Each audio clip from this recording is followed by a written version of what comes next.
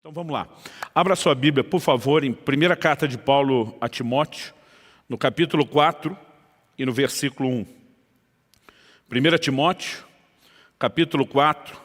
Eu vou ler a princípio só o verso 1, mas depois eu quero voltar nesse texto e ler outros, então talvez você possa deixá-lo marcado, né? Vamos lá. A palavra de Deus diz assim: ora, o Espírito afirma expressamente que nos últimos tempos alguns apostatarão da fé, por obedecerem a espíritos enganadores e a ensinos de demônios. Aqui nós temos uma declaração expressa, vindo do Espírito de Deus, a respeito dos últimos tempos, a respeito de um dos vários sinais que marcariam o tempo do fim. E a Bíblia diz que o Espírito afirma que alguns apostatarão da fé. Portanto, uma das marcas relacionadas ao tempo do fim é a apostasia. Essa palavra apostasia, ela significa deserção, significa separação. Então apostatar da fé é separar-se da fé, é abandonar a fé. E a Bíblia nos mostra que esse alerta vem do Espírito de Deus, daquele que conhece todas as coisas, aquilo que ainda não aconteceu, mas nos revela também um ambiente de guerra. Guerra no mundo espiritual, depois eu vou falar um pouquinho mais sobre isso. E a Bíblia mostra que essa apostasia viria debaixo da influência da ação de espíritos enganadores e de doutrinas de demônios. Então, diante dessa revelação a respeito do futuro, a gente pode se questionar qual o propósito dessa informação concernente aos últimos dias. Qual o propósito de Deus antecipadamente, desde o início da igreja, há mais de 2000 anos, ter nos informado a respeito disso? A apostasia não é exclusividade do tempo do fim. No entanto, se tornaria uma marca muito forte e evidente no tempo do fim. Mas volto a questionar qual é o propósito. Certamente há um propósito. Deus não revela as coisas por revelar. Ele não revela pela dificuldade de guardar segredo, por sentir a necessidade de contar alguma coisa para mim e para você. Toda a revelação do futuro, ela normalmente tem um propósito. E um propósito comum na maioria dessas revelações ao longo das Escrituras é que Deus quer que, ao sabermos de antemão alguma coisa, nós possamos nos preparar para aquilo. Então, se a ideia e o propósito é que Deus quer nos levar a uma preparação, a segunda pergunta a ser feita é: que tipo de preparação é essa? Prepararmos-nos para quê? Será que Deus queria mera e simplesmente que a gente só soubesse aquilo que nos aguarda? Será que Deus queria que a gente apenas imaginasse que nós temos que lidar com os efeitos de algo que é inevitável, que é irreversível? Então, sabendo de antemão, a gente consegue ter a paciência para lidar com isso? Ou, eu pergunto, será que Deus queria vacinar o nosso coração e ajudar a evitar, a prevenir que essa marca que estará presente na vida de alguns não precise ser necessariamente a marca na vida de todos? Eu particularmente acredito que essa seja a intenção. E nós precisamos dar a devida atenção, especialmente porque quando falamos da história da igreja nunca estivemos tão perto do fim. Nenhuma outra geração esteve tão próxima do tempo do fim. Se o Senhor não vem na nossa geração, no mínimo nós devemos viver na iminência do seu regresso e vemos essas marcas que a Bíblia vai relacionando com o tempo do fim cada vez mais fortes e cada vez mais evidentes. Então, baseado nisso, o tema da minha mensagem hoje é cuidado com a apostasia. E eu quero trabalhar aqui a ideia construindo isso em cima de 3 pilares. O primeiro, eu quero trabalhar biblicamente o conceito que para alguns parece óbvio, mas hoje em dia isso vem sendo muito relativizado, de que a fé pode ser perdida. Em segundo lugar, nós vamos trabalhar o outro contraponto. A fé, por outro lado, ela pode ser guardada. A capacidade ou a possibilidade de perdê-la não significa que isso necessariamente precise acontecer. Então a fé, ela também pode ser guardada, ela pode ser preservada. E se esse é o propósito de Deus, ao comunicar a possibilidade de perda, que a gente justamente reaja de forma contrária a isso e garanta não comprometer a fé, então nós vamos terminar trabalhando o aspecto prático, o que é que eu e você devemos fazer para que isso não aconteça. E a importância de falar de uma maneira especial a um grupo de líderes é porque esse entendimento deve, em primeiro lugar, servir para o cuidado da nossa própria vida, mas deve ser algo forte na visão que nós temos de cuidado dos outros. Então, eu gostaria que você me acompanhasse. A ideia de apostasia aqui é muito específico. Existe uma palavra grega especificamente, chamada apostasia. No entanto, a palavra empregada pelo apóstolo Paulo aqui no original grego, que foi traduzida como apostatarão, é a palavra apisteme.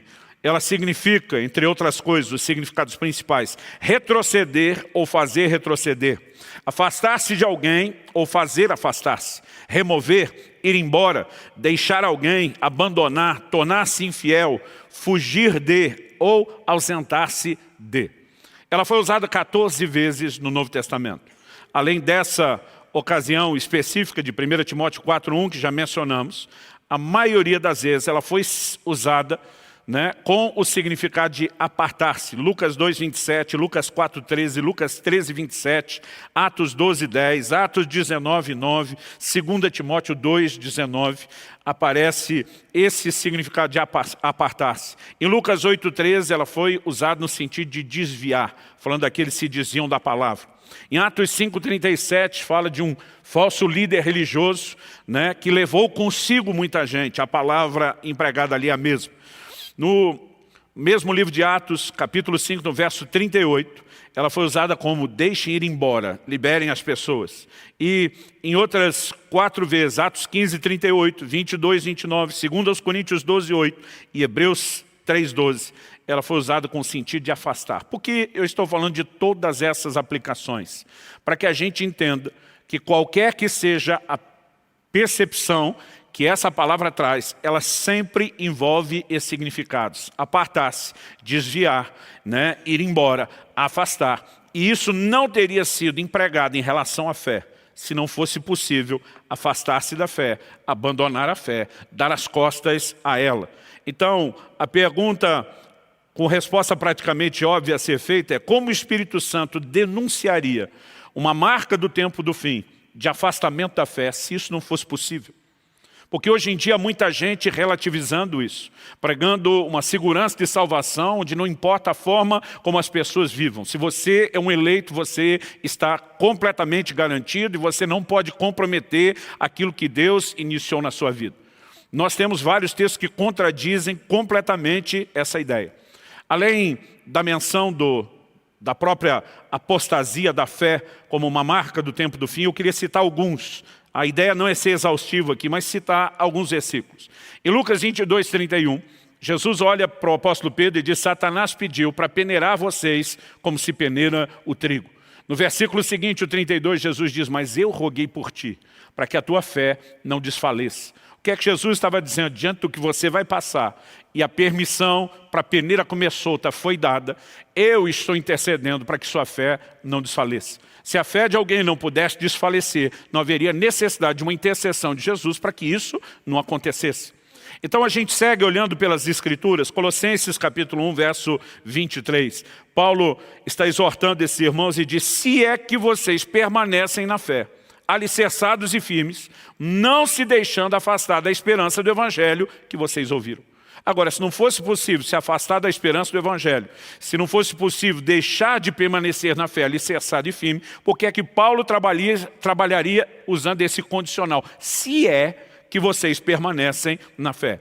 Em 1 Tessalonicenses, no capítulo 3 e no verso 5, Paulo externa preocupação com os irmãos dessa igreja e diz, eu mandei perguntar a respeito da fé que vocês têm, temendo que vocês fossem provados pelo tentador e o nosso trabalho se tornasse inútil.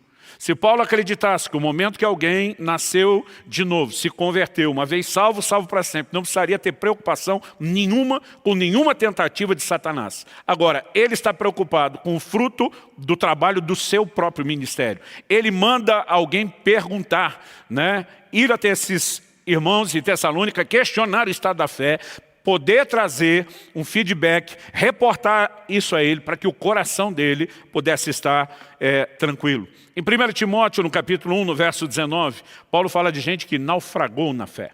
Esse exemplo, para mim, é muito claro.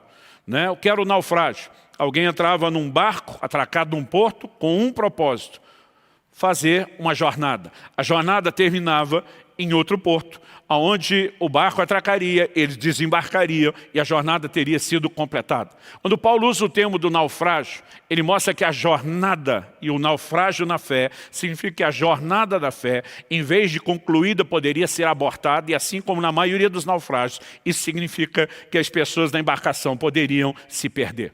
Ao usar esse exemplo, Paulo novamente está sustentando a mesma ideia. Em 1 Timóteo 5,8, ele fala de gente que negou a fé. Uma outra versão diz renegou a fé. Outro dia alguém diz, não, isso é força de expressão. Eu falei sim, e olha o resto da declaração dele, diz, se tornou pior do que um incrédulo. Né? Como alguém pode se tornar pior do que um incrédulo, que não tem salvação, e a gente dizer que está tudo bem com ele? Então, essas declarações, elas vão aparecendo o tempo todo. Em 1 Timóteo 6,10 e depois no verso 21, Paulo fala de gente que se desviou da fé. São sinônimos para falar do mesmo sentido de apostasia. Hebreus capítulo 10, verso 38, fala daqueles que retrocedem. E quando você lê o contexto, ele está falando de um retrocesso em relação à fé. Apocalipse 2,13, Jesus elogia alguns porque não negaram a sua fé. Se não fosse possível negar a fé, qual o propósito de Jesus elogiar aqueles que não negaram? Porque se isso é automático, se acontece com todo mundo, com todos os salvos e os eleitos, não há a menor razão nem de se preocupar com tantas advertências, e aqui eu estou citando apenas algumas. Se você ler o Novo Testamento, prestando atenção, você vai ficar impressionado com a quantidade de advertências a respeito da necessidade que a gente cuide da nossa fé. E quando a gente tem um volume muito grande de informações sobre o mesmo assunto, Deus já nos levou além da informação para um ponto que nós podemos reconhecer ou definir como ênfase. Significa que há muita importância por trás daquilo. Então, obviamente, nós precisamos dar atenção.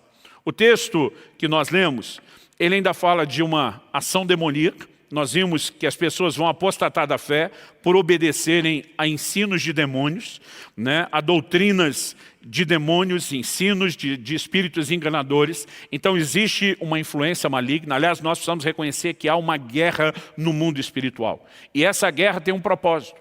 No início do meu ministério, quando ainda era garotão, eu falava muito daquele texto onde Jesus diz que o ladrão vem para roubar, matar e destruir. E eu, quando pregava, dizia às pessoas, o diabo quer roubar sua família, o diabo quer roubar sua saúde, o diabo quer roubar o seu dinheiro. Demorou para entender que, na verdade, não era isso que ele queria roubar. O que o diabo mais quer roubar é a fé das pessoas em Deus.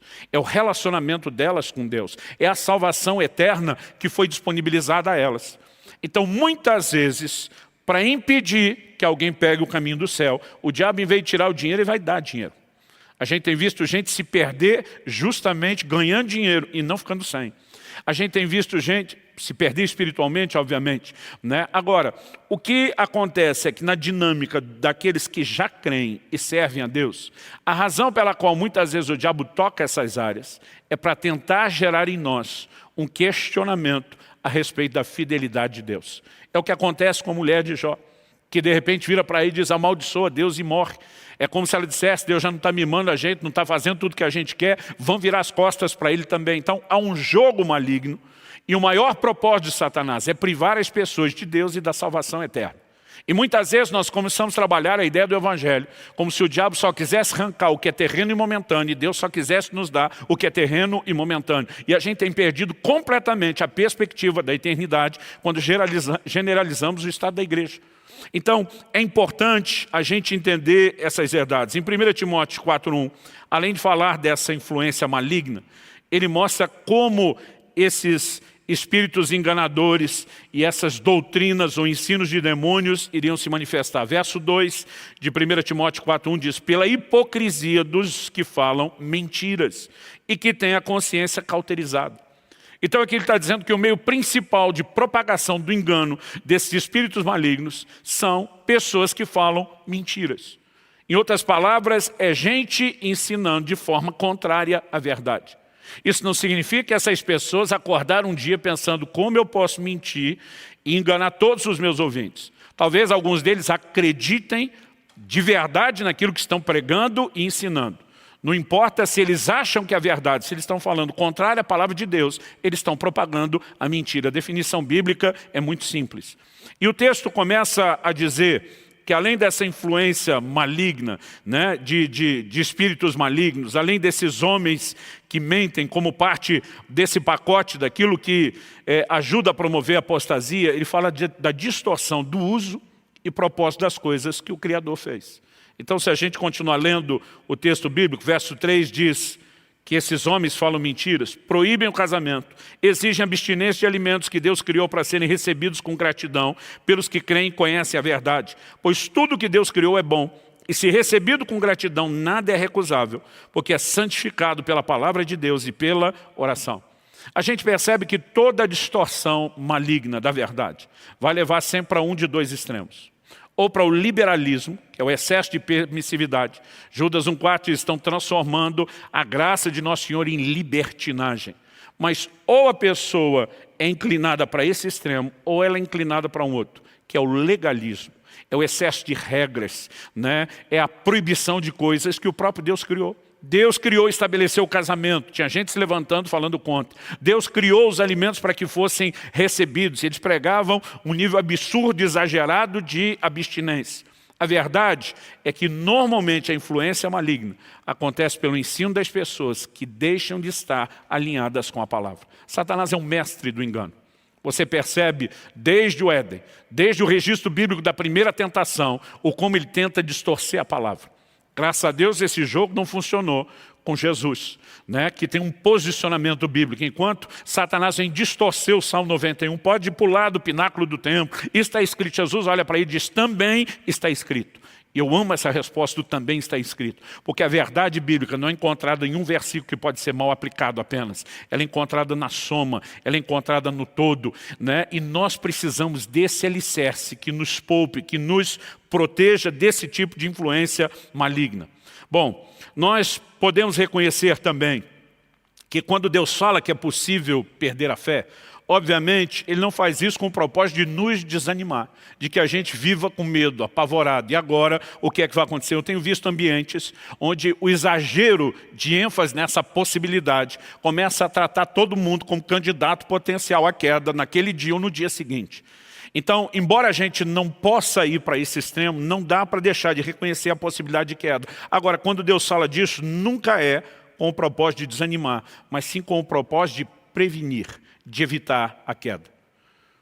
Meus filhos já alcançaram a fase adulta, mas eles não conseguem calcular quantas vezes, como pai, eu abordei eles dizendo, cuide com isso, cuide com aquilo, tome cuidado. Isso significa que como pai estava olhando, dizendo, não acredito em vocês, acho que em algum momento vocês vão errar? Não. Isso significa que como pai, eu entendia que eles precisavam de proteção, que eles não entendiam todos os perigos que os cercavam, e eu precisava mantê-los alertas justamente para evitar aquilo. Não para que aquilo fosse um quadro fatalístico inevitável, mas para que pudesse ser evitado. Então, 2 de Pedro, capítulo 3, versos 17 e 18, nos ajuda a entender melhor esse coração de Deus, não querendo nos desanimar, mas justamente prevenir, quando diz, portanto, vocês, meus amados, visto que já sabem disso, tenham cuidado para que não sejam arrastados pelo erro desses insubordinados e caiam da posição segura em que se encontram. Obviamente, Deus não quer que nenhum de nós seja arrastado pelo erro e nem comprometa a posição segura em que nos encontramos hoje na fé. Aí ele diz assim, verso 18, pelo contrário, cresçam na graça e no conhecimento de nosso Senhor e Salvador Jesus Cristo. A Ele seja a glória, tanto agora como no dia eterno. Basicamente, ele está dizendo, o que se espera de vocês é justamente o contrário. É a reação, né, positiva, dizendo, essa não será a minha história, isso não vai acontecer comigo, esse não será o caminho que eu vou trilhar. Então, o que Deus espera da nossa parte é justamente prevenção. Vale destacar que o problema, quando falamos da possibilidade de queda, de abandono da fé, está sempre do nosso lado, da parte humana, nunca da parte divina. Se dependesse de Deus, nenhum de nós, obviamente, teria problema. E as declarações bíblicas também sustentam isso. Filipenses 1,6 diz, estou certo de que aquele que começou boa obra em vocês, há de completá-la até o dia de Cristo Jesus. Evidente que Deus, da parte dele, não vai abortar por si mesmo o processo. 1 de Pedro, capítulo 5, versos 10 e 11, diz, e o Deus de toda graça, que em Cristo chamou a sua eterna glória, depois de vocês terem sofrido por um pouco, Ele mesmo irá aperfeiçoar, firmar, fortificar e fundamentar vocês. A Ele seja o domínio para sempre. Amém. Judas, capítulo único, versos 24 e 25. E ao Deus que é poderoso para evitar que vocês tropecem e que pode apresentá-los diante da sua glória com grande alegria, a esse que é o único Deus, nosso Salvador, mediante Jesus Cristo, Senhor nosso, sejam a glória, a majestade, o poder, a autoridade antes de todas as eras, agora e por toda a eternidade. Amém. Obviamente, esse texto não está dizendo que pelo cuidado de Deus não há possibilidade de queda. A Bíblia está dizendo que a parte frágil é a nossa e não a dele. Se dependesse dele, não haveria queda. Deus vai continuar agindo, disponibilizando seus recursos para que eu e você possamos ser vencedores. Mas ele não nos mantém nesse lugar de ignorância, de fantasia, de que não há perigo. Ele mostra justamente porque é que nós podemos contar com seus recursos e não necessariamente trilhar esse caminho. Então, a segunda ideia a ser trabalhada é que se a fé, por um lado, pode ser perdida, por outro, ela pode e ela deve ser guardada. Há um texto em 2 de Pedro, capítulo 1, versículos 10 e 11, que nos mostra que da nossa parte, falamos da parte de Deus, que não é a parte frágil, não é a parte falha, mas esse texto mostra que da nossa parte é possível tanto, em primeiro lugar, comprometer o processo, como também, em segundo lugar, prevenir a queda. A Bíblia menciona as duas coisas. Então vamos ler o texto, diz: por isso, irmãos, 2 de Pedro 1, 10 e 11. Por isso, irmãos, procurem com empenho cada vez maior confirmar a vocação e eleição de vocês, porque fazendo assim vocês jamais tropeçarão. Se fazendo assim jamais tropeçaremos, a pergunta é, não fazendo assim, o que é que acontecerá? Certamente tropeçaremos. Então há formas de prevenir isso. Ele diz, procurem com empenho, com dedicação cada vez maior, confirmar a vocação e eleição. Ele está dizendo, Deus nos chamou, mas nós temos uma responsabilidade em confirmar essa vocação e eleição. Como? Dedicação da nossa parte. Ele diz, pois dessa maneira, verso 11, é que lhe será amplamente suprida a entrada no reino eterno de nosso Senhor e Salvador Jesus Cristo. Quando ele diz, é dessa maneira, com você do lado de cá dizendo, eu confirmo a vocação e eleição, não simplesmente acreditando se ele vocacionou, se ele me elegeu, está tudo certo, nada de mal pode acontecer. Ele diz, é dessa forma que nos será amplamente suprida a entrada no reino eterno. Em 2 Timóteo, no capítulo 4, no versículo 7, nós encontramos a clássica declaração de Paulo de como todos nós deveríamos terminar. Ele diz, eu combati o bom combate, eu completei a carreira, a jornada. E diz, eu guardei a fé. É possível lutar e vencer até o fim. É possível completar essa carreira. É possível chegar lá no finalzinho dizendo, eu guardei a fé. Ela não foi comprometida. E que essa possa ser a firme determinação de cada um de nós enquanto trilhamos esse caminho. Chegar ao fim dizendo a mesma coisa. O apóstolo Paulo, mesmo que declarou que guardou a fé, ele ao longo do seu ministério exortava os discípulos a permanecerem firmes na fé. Em Atos capítulo 14, verso 22, a Bíblia nos mostra que depois de Paulo e Barnabé plantarem várias igrejas no meio dos gentios, eles voltam depois com o propósito não apenas de estabelecer presbíteros, levantar os primeiros níveis de liderança nessas igrejas, mas a Bíblia diz que por onde eles passavam, exortando-os, diz o texto bíblico, a permanecerem firmes na fé. Por que uma exortação para se permanecer firme na fé se não houvesse risco de comprometê-la ou de não permanecer firmes? Mas ao mesmo tempo que eles mostravam o risco, eles encorajavam, vocês podem, vocês têm condições de permanecer firmes. E nós precisamos proclamar a mesma mensagem. Em 1 Coríntios, capítulo 16, verso 13, já entrando nas palavras finais, Paulo diz, fiquem alertas, permaneçam firmes na fé, mostrem coragem, sejam fortes. Então essa mensagem era muito repetida. Nós podemos dizer que isso é justamente o oposto de naufragar na fé. Em primeira carta de Paulo a Timóteo, no capítulo 1, no versículo 19, que é quando ele usa essa expressão dos que naufragaram na fé, ele começa, na verdade, primeiro falando da possibilidade de manter a fé. O início do verso 19 diz, mantendo a fé e a boa consciência, porque alguns, tendo rejeitado a boa consciência, vieram a naufragar na fé.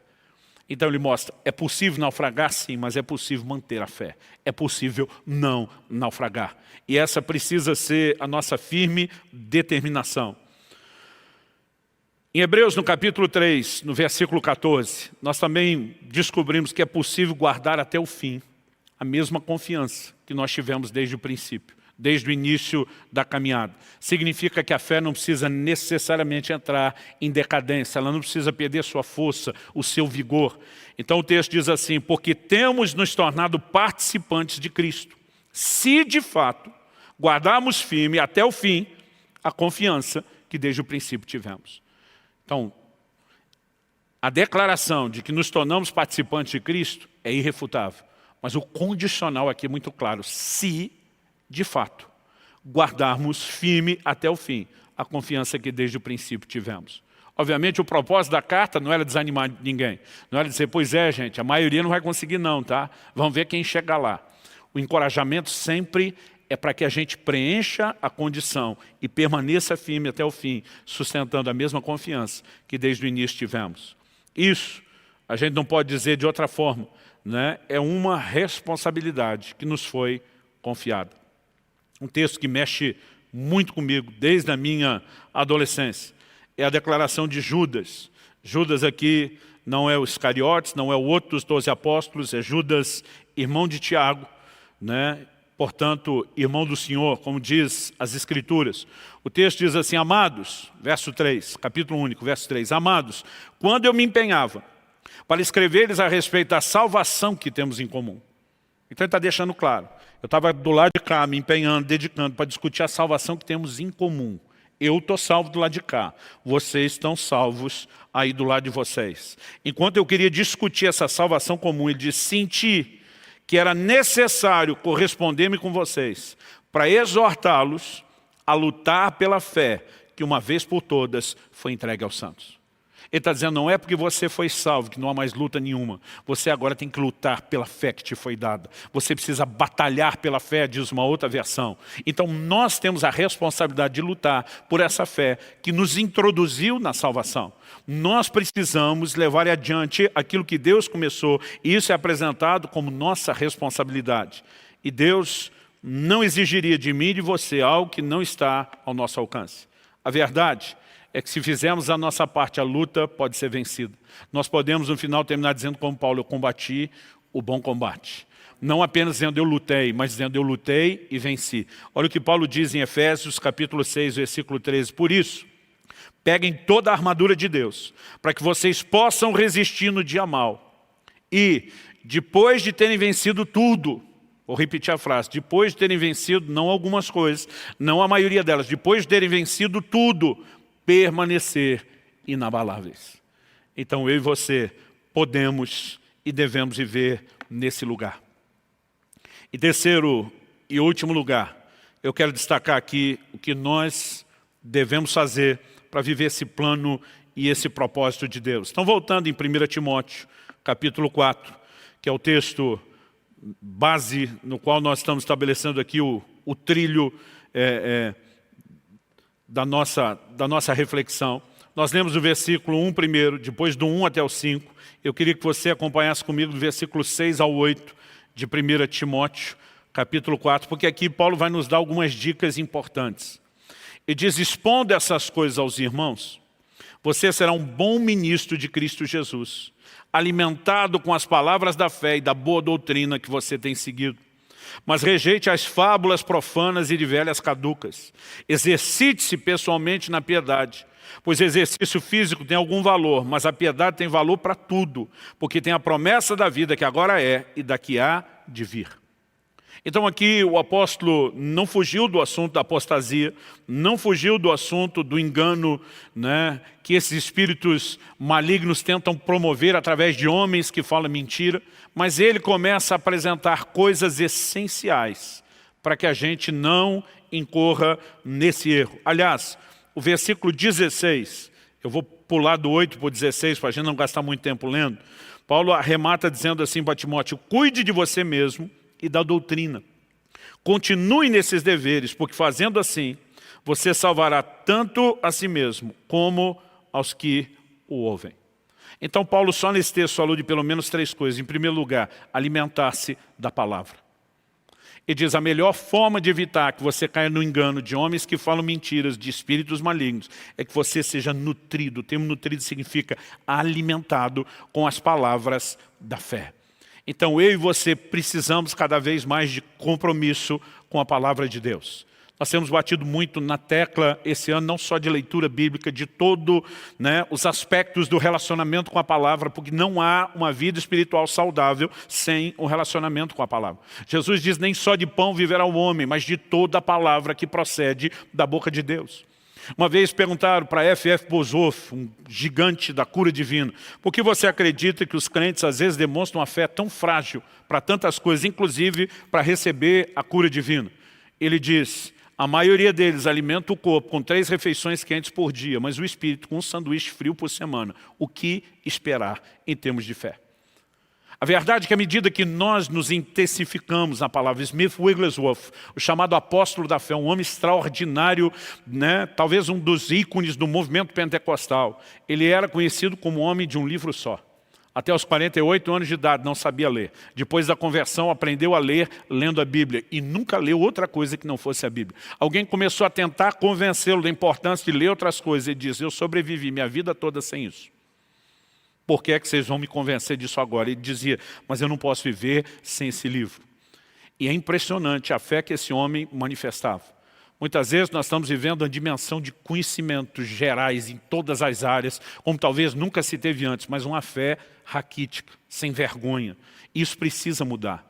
Precisa mudar em nós, precisa mudar na vida daqueles que nós estamos cuidando. E essa tecla tem que ser batida da mesma forma como os apóstolos faziam.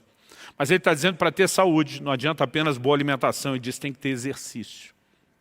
Então ele começa dizendo exercício físico para pouco proveito. Ele não está dizendo que para nada aproveita. Mas ele está dizendo a piedade tem um valor ainda maior. Agora vamos pensar, gente. O mundo daqueles dias vivia desde o início a maior valorização dos exercícios físicos que já foi conhecido. Isso começa na época do Império Grego, vai ganhando mais força durante o Império Romano, o fisiculturismo, o culto ao corpo, as competições, isso era algo assim que tinha varrido o mundo daqueles dias. E Paulo não está dizendo que não tem proveito nenhum. A versão que eu estou usando, Nova Almeida Atualizada, diz, o exercício físico tem algum valor. Outras traduções, como por exemplo, a própria Almeida Atualizada diz o exercício físico para pouco é proveitoso. Ele não está dizendo que não tem proveito, mas ele limita o proveito. Porque quando ele começa a comparar com a piedade e diz exercita-te na piedade, ele começa a dizer a piedade tem valor não apenas, ela não é uma promessa apenas para a vida que é agora, mas para a que há de ser. Ele diz que cuidar do corpo é importante, mas ele só serve para agora. Não vai ter valor nenhum esse cuidado para a eternidade. Ele diz, a piedade, se você exercitar nela, ela vai ter valor agora. E ela vai ter valor por toda a eternidade. Agora, a gente olha para um mundo que não parece estar tão distante disso. As pessoas gastam tempo se exercitando, dizendo, eu preciso cuidar do corpo e da saúde. E eu acho ótimo, eu espero que isso melhore. Mas a gente não vê valor em exercitar a piedade. E a Bíblia está dizendo que o exercício da piedade é ainda mais importante, tem repercussões eternas. Quando você olha para os dias do Novo Testamento, para os santos dos primeiros séculos, para os pais da igreja, ao longo de muito tempo na história, a piedade era uma das coisas mais valorizadas na vida cristã. Então a gente está falando desde a devoção, da vida pessoal, de relacionamento com Deus, a busca, com o coração inclinado para o Senhor, vida de oração, devocional, adoração, leitura, meditação da palavra, mas a piedade nunca se limitou apenas a essas práticas. Jejum, você pode incluir nisso. As pessoas entendiam que o exercício da piedade também envolviam o serviço, a prática das boas obras, o exercício do ministério. Essas coisas sempre foram valorizadas e estão sendo cada vez mais desprezadas. A Bíblia diz que nós temos que nos exercitar na piedade. Se queremos ter uma fé firme, que não corra risco, nós precisamos não apenas alimentá-la, mas nós precisamos nos exercitar na piedade. Em terceiro e último lugar, ele termina dizendo, não adianta você apenas cuidar dos outros, cuide de si. O que a Bíblia está querendo dizer para mim e para você com isso? Que nenhum de nós está acima de qualquer suspeita. Nenhum de nós está naquele ponto que olha para trás e diz, não existe mais risco de queda. Aliás, a Bíblia diz, aquele que está em pé. Eu gosto de uma tradução que diz, aquele que pensa estar em pé. Cuide para que não caia. Momento algum nós podemos deixar de ter cuidado. Tenho conversado com pastores, com líderes, com homens e mulheres que já tiveram expressão no reino. Em algum momento tropeçaram. Tenho conversado com gente que o tropeço gerou tamanha decepção, vergonha, escândalo, que alguns desses acabaram se afastando, se desviando do Senhor. Graças a Deus por aqueles que se reconciliaram depressa, por aqueles que se reconciliaram depois. Mas a maioria daqueles com quem já conversei ao longo desses anos de ministério tem um ponto em comum. É difícil você achar muita coisa em comum nas histórias de todo mundo, mas tem um ponto que eu detectei na conversa com a grande maioria deles. Nenhum deles acreditava que poderia acontecer com eles. Acreditavam que já estavam num ponto acima de qualquer suspeita. Deus não quer que você viva numa eterna desconfiança de si mesmo, mas numa permanente vigilância. Então, essa ideia de cuidado começa, eu vou ter a nutrição espiritual saudável, eu vou ter o exercício saudável, eu vou evitar correr risco, eu vou evitar todo nível de exposição. Agora, além dessas dicas de Paulo aqui na carta a Timóteo, a palavra de Deus nos mostra algumas coisas que eu quero acrescentar aqui antes de terminar. O livro de Hebreus, no capítulo 10, dos versículos 23 a 25, nos mostra que a gente tem que considerar, levar em consideração algumas coisas. O texto diz assim: guardemos firme a confissão da esperança sem vacilar, pois quem fez a promessa é fiel. Cuidemos também de nos animar uns aos outros no amor e na prática de boas obras. Não deixemos de nos congregar, como é costume de alguns. Pelo contrário, façamos admoestações. Ainda mais agora que vocês veem que o dia, essa expressão o dia, está falando do dia do Senhor, que o dia se aproxima.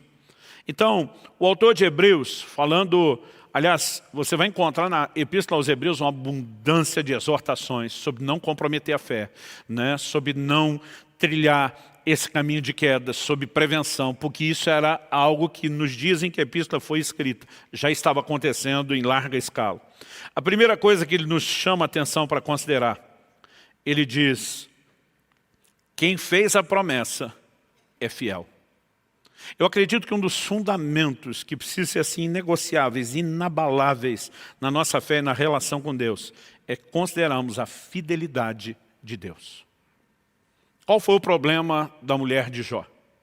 Quando todo aquele perrengue começou, ela simplesmente coloca em xeque a fidelidade de Deus. Ela olha para o seu marido e diz, amaldiçoa seu Deus e morre, vira as costas para ele. Ele abandonou a gente, vamos abandoná-lo também. Ela está interpretando as circunstâncias de uma forma completamente diferente de Jó. Jó vira para sua esposa e diz o que muito marido já quis falar para a sua. Você fala como uma louca. As palavras de Jó são impressionantes. Ao longo do livro você vai ver expressões como, ainda que ele me mate, eu louvarei. O que ele está querendo dizer, mesmo que eu não entenda, mesmo que pareça que ele está me destruindo, ele está certo. Ele tem que ser adorado e não questionado. Ele também consegue declarar, eu sei que o meu Redentor vive e há de se levantar sobre a terra. Em outras palavras, eu não sei por que isso aconteceu, mas não acredito que esse é meu estágio final. Há um Deus fiel. O apóstolo Paulo diz, eu sei em quem eu tenho crido. Ele não diz no que eu estou crendo, eu sei em quem eu tenho crido. Então a fé ela se apoia no caráter de Deus, um Deus que está acima de qualquer suspeita. Pessoas que têm uma fé firme e inabalável, elas se movem sempre com essa marca. Elas não questionam a fidelidade de Deus. Paulo e Silas estão pregando o evangelho na cidade de Filipos. Acabam sendo presos, açoitados, estão lá com os pés pendurados no tronco. E a Bíblia diz, era meia-noite. Naquela época, meia-noite era metade da noite mesmo, do tempo de sono. Hoje, a maioria de nós nem sempre foi dormir essa hora.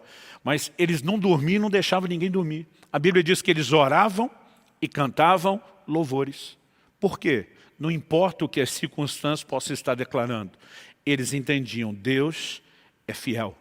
Eram presos, ameaçados para não pregar em nome do Senhor. Saíam sendo considerados dignos de padecer pelo nome do Senhor, cheio de alegria. Eles diziam, o Senhor não causa problema, o Senhor é aquele que nos fortalece em meio aos problemas. Você olha para Paulo, eu aprendi a viver contente em toda e qualquer situação. Ele diz, não importa se é escassez, não importa se é abundância. Ele diz, eu posso todas as coisas naquele que me fortalece. O que ele está dizendo, não importa o que estou passando, a fidelidade de Deus não só não é colocada em xeque, como é dele que eu extraio forças para enfrentar qualquer circunstância.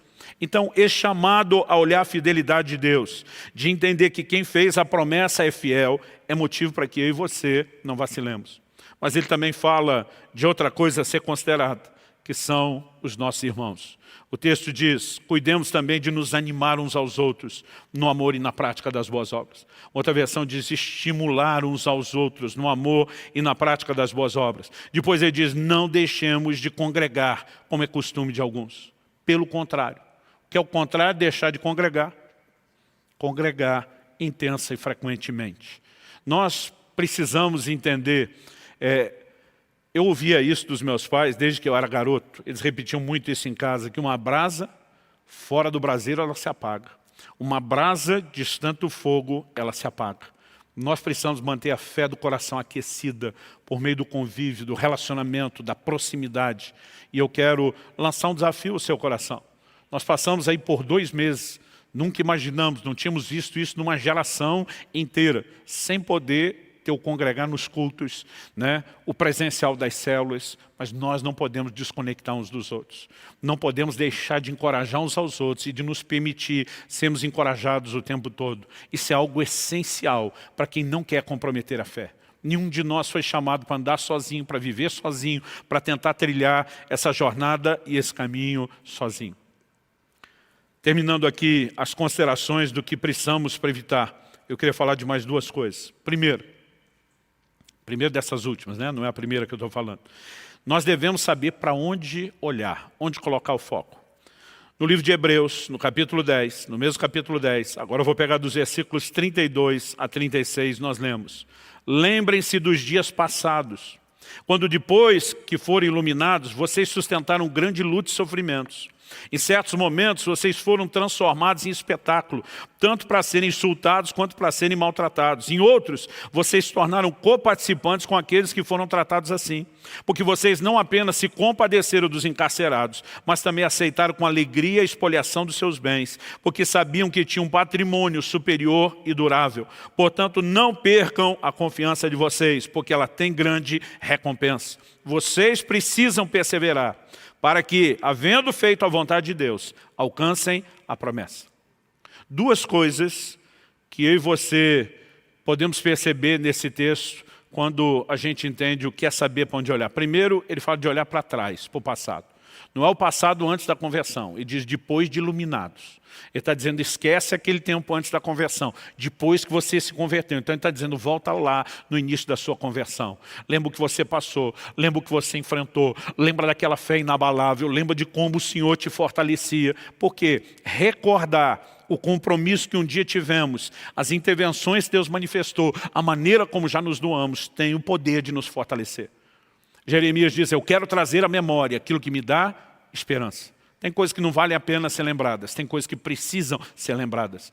Me lembro de um dia que eu estava assim bem desanimado, com a falta de intervenção de Deus numa situação. Nem eu tinha percebido o meu estado, até que encontrei em algum lugar um irmão desses, teimoso, persistente. Ele chega para mim, pastor, coisa boa te encontrar. Queria que o senhor compartilhasse umas coisas assim que Deus já fez na sua vida. Eu gosto de ouvir suas histórias. Legal, tal. Compartilhei um negócio, mais para me livrar logo da conversa do que empolgado. Falei, pastor, conta outra. Eu puxei uma segunda pensando, ele vai parar. Contra outra, uma terceira. Quando ele me pede a quarta, eu estou já começando a me incomodar com ele. Mas, irmão, lá pela quinta ou sexta, eu que estava empolgado. Eu comecei a lembrar tudo aquilo que Deus tinha feito. Eu falei, o quê? Com todo esse histórico de intervenção de Deus, eu vou atropelar esse negócio com a ajuda de Deus, eu vou vencer de novo. E eu saí daquele negócio bem. Então, há coisas que eu e você não podemos deixar de recordar. O que já experimentamos, que vivemos em Deus, a história, as manifestações de Deus, a nossa entrega que já foi muito mais intensa, talvez, do que está sendo agora, e de se lembre daqueles dias. Por quê? Porque isso vai fortalecer você. Mas ele não manda a gente olhar apenas para trás. Ele diz, olhe também para frente. Ele não está dizendo considere só o passado, ele diz considere o futuro. Ele diz, não percam a confiança que vocês têm, porque ela tem uma grande recompensa. Ele diz, lá na frente vai chegar o dia, onde não importa o que você enfrentou, meu irmão, você vai dizer, valeu a pena, valeu a pena, valeu a pena. Há uma recompensa eterna nos aguardando. Aliás, a Bíblia diz que esses irmãos aceitaram com alegria a expoliação dos bens, porque sabiam que tinham um patrimônio superior e durável, permanente. Eles começam a pensar, a gente pode estar até vivendo perdas momentâneas. Vamos deixar isso nos animar? Não. Porque existe algo que é eterno, que não vai ser comprometido, que não vai ser afetado. Então eu vou permanecer firme, eu vou sustentar minha fé, eu vou sustentar minha confiança, porque há uma grande recompensa. Deus seja louvado. E a última consideração final de coisas que devemos fazer: manter distância do pecado. Não é só não pecar, é manter distância da possibilidade, é guardar o coração. Hebreus capítulo 3, versículos 12 e 13 diz: tenham cuidado, irmãos. A gente está falando de cuidados a serem tomados. Tenham cuidado, irmãos, para que nenhum de vocês tenha um coração mau e descrente, que o leve a se afastar do Deus vivo. Pelo contrário, animem uns aos outros todos os dias. Não é de vez em quando, gente. Não é uma vez por semana, em dia de culto ou de célula. A Bíblia diz todos os dias, durante o tempo que se chama hoje, a fim de que nenhum de vocês seja endurecido pelo engano do pecado. A palavra de Deus nos mostra a necessidade de que a gente não permita esse coração descrente, incrédulo, nos afastar do Deus vivo. A Bíblia fala do pecado como um engano. Às vezes a gente olha para algumas pessoas e se pergunta: como se deixou enredar? Esse processo normalmente não é algo instantâneo. Alguém diz com muita propriedade que o crente não cai, ele vai caindo. O processo normalmente não é da noite para o dia, né? Então, uma das formas de nos proteger é manter essa conexão com os outros irmãos, com os santos, com aqueles comprometidos com Deus, e a gente juntos decidir: nós vamos viver longe do pecado. Para concluir, precisamos olhar para esse tipo de preocupação que nós vamos ter conosco e com aqueles que Deus nos confiou o cuidado, como uma expressão de amor. É lógico que os filhos, quando pequenos, não entendem o amor e a preocupação dos pais. Eles não veem isso como um sinal de amor. O dia que o Israel nasceu, meu primeiro filho, que foi o momento que eu descobri o que era paternidade, eu queria sair correndo daquela maternidade, ligar para meus pais ou escrever uma carta para eles, pedir perdão de tudo. Porque no momento em que eu senti aquela responsabilidade para aquela criança, que eu entendi como eu precisava protegê-lo, naquela hora eu consegui entender o que meu pai sempre dizia: um dia você vai me entender. Um dia você vai ser pai. Eu não vejo a hora do meu filho ser pai em setembro, para ele me ligar. Se não for pedindo perdão, no mínimo me agradecendo. Não vejo a hora de viver o outro lado da história, né? Porque tem coisas que é só depois. Né? E naquele momento eu olhava e dizia: puxa, ele se preocupava comigo, não era uma implicância gratuita. E muitas vezes a gente está tentando virar esse tipo de pai moderno, que é tão cool, que é tão bacana, que é tão legal, que não incomoda os filhos. Paulo diz em Filipenses capítulo 4, versículo 1, portanto, meus amados irmãos, olha o tom, meus amados irmãos, de quem tenho muita saudade, vocês são minha alegria e coroa. Sim, meus amados, dá para restar dúvida de que esse camarada está exaltando o amor que tem por eles. Ele diz: permaneçam desse modo firmes no Senhor. Em outras palavras, ele dizia: essa preocupação só existe porque existe amor por vocês. Em Atos capítulo 11, verso 23, a Bíblia nos mostra que Barnabé chega em Antioquia. Ele foi enviado pela igreja de Jerusalém para pastorear o grupo de irmãos que estava se convertendo, de gentios convertidos. E a Bíblia diz que quando ele chegou, Atos 11, 23 diz assim: quando ele chegou e viu a graça de Deus, ficou muito alegre. O povo estava empolgado com a conversão, com a experiência em Deus. Quando ele chega e vê o que Deus está fazendo, ele também fica empolgado. É nesse ambiente de empolgação, tanto de Barnabé como do povo que se converteu, que a Bíblia diz: e exortava a todos que com firmeza de coração permanecessem no Senhor. Eu fico pensando quantos líderes hoje em dia chegando, vendo todo mundo converter empolgado, ele empolgado com o que Deus está fazendo, teria preocupação de já de cara exortá-los para que com firmeza de coração permanecessem no Senhor. Mas essa era a mensagem pregada desde o início. E nós não podemos deixar de proclamá-la. Nós não podemos deixar de alertar o nosso próprio coração e o de outros. No tempo do fim, como eu disse, isso não é exclusividade agora, mas no tempo do fim isso deve ser uma preocupação ainda maior. Em Lucas 18, 8, Jesus disse: quando o Filho do Homem vier, está falando dos dias da sua vinda, será que ainda encontrará fé sobre a terra? Ele está mostrando que isso vai ser artigo raro, de luxo, uma fé firme, uma fé vibrante, perseverante. Ele também diz em Mateus 24, 12 e 13, por se multiplicar a maldade, o amor se esfriará de quase todos. Mas ele diz: aquele, porém, que ficar firme até o fim, esse será salvo. Ele não está dizendo, gente, paciência, no fim não vai dar não. Isso aí era para o início da igreja. Judas diz, eu quero exortar vocês a batalhar pela fé, que de uma vez por todas foi dada aos santos. Eu me recuso a essa ideia de que a geração apostólica podia ter uma fé melhor do que a nossa. Eles não receberam algo diferente do nosso. O que Deus deu, Deus de uma vez por toda, para todos nós. E quando Ele deu essa fé, Ele está dizendo, agora vocês lutem para mantê-la acesa e funcionando no mesmo nível das primeiras gerações. Então, eu e você podemos permanecer firme. Então é necessário ter cuidado e proclamar essa mensagem de cuidado. Amém? Você recebe essa palavra? Abra sua Bíblia, por gentileza, no livro dos Salmos. E o nosso texto inicial, que vai ser o ponto de partida e vai dar o tom da nossa conversa, da nossa reflexão, é o Salmo 7. Eu quero ler dos versos 8 até o 13. O texto sagrado diz assim, Salmo 7, de 8 a 13. O Senhor julga os povos. Julga-me, Senhor, segundo a minha justiça e segundo a integridade que há em mim. Que cesse a maldade dos ímpios. Fortalece o justo, pois sondas a mente e o coração, ó Deus justo. Deus é o meu escudo. Ele salva os retos de coração. Verso 11. Deus é justo juiz. Deus que sente indignação todos os dias. Vou fazer uma pausa e pedir para você repetir comigo. Diga comigo, Deus é justo juiz. Gente, quando vocês falam forte na primeira, eu não sei o que fazer, porque eu fico esperando para pedir e repetir a segunda vez. E vocês me surpreenderam hoje.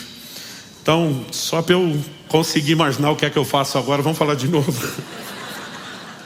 Deus é justo juiz. Deus é justo juiz. Melhorou. Se continuar insistindo, vocês vão gritar. Ótimo.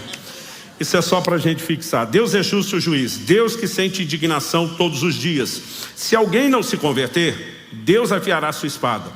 Já armou e deixou pronto seu arco. Para ele já preparou armas mortais. Fez as suas setas inflamadas. Eis que o ímpio está com dores de iniquidade. Concebeu a maldade e dá luz à mentira. Abre e aprofunda uma cova e cai nesse mesmo poço que faz. A sua maldade recai sobre a cabeça e sobre o próprio crânio desce a sua violência. Antes de mais nada, eu quero tomar essa frase do verso 11 que nós repetimos, Deus é justo juiz, e quero destacar como tema da minha mensagem hoje, o justo juiz. E eu quero chamar a sua atenção para alguns fatos que o salmista aqui aborda. No verso 8, ele diz que Deus julgará as nações, ou seja, Ele é juiz de todos, não apenas de indivíduos, mas de toda a coletividade, não apenas a humanidade, mas também nações. Mas no verso 8, ele também faz a seguinte afirmação, julga-me, Senhor. Então aquele que é juiz de todos, também é o juiz de cada indivíduo isoladamente. No verso 9, ele diz que o Senhor sonda mentes e corações. Ou seja, não apenas ele é juiz em relação às nossas obras, mas inclusive sobre as nossas intenções, os nossos motivos. O verso 11 tem a afirmação principal que tomamos como título, chamando Deus de justo juiz. O verso 12 fala de uma verdade importante, que Deus não julga antes de oferecer oportunidade de arrependimento. O verso 12 diz, se alguém não se converter, Deus afiará sua espada. E a espada aqui é figura de juízo. Mas antes de exercer juízo, ele sempre oferece misericórdia e um chamado ao arrependimento. Mas dos versos 14 a 16, a Bíblia nos mostra parte da natureza desse julgamento.